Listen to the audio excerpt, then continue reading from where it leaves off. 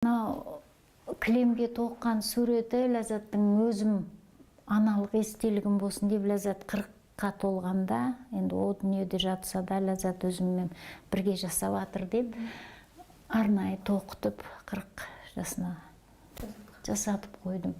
Ал бұл желтоқсанның тағы бір батыры Ләззат Асанованың үйі. Өзі жоқ болса да тәуелсіздікке бір қадам жақындық жасаған қыздың рухы бар мұнда. Анасы Алтынайдың да алданышы осы. Дей тұрғанмен көңіл шіркіннің 27 жыл өтсе де баласына деген сағынышты басар емес. Қайрат тәріздің 16 жасында құрбан болған Ләззаттың есімі 1992 жылы ақталды. 24 күні хабар келді, 25 күні сүйегін алып келді. Себебі не деді сонда? Ұшып өлді деді.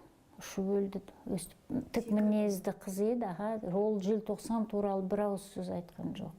Тек жала жауып келді Ләззатқа, тек қана жала жауып алып келді. Ел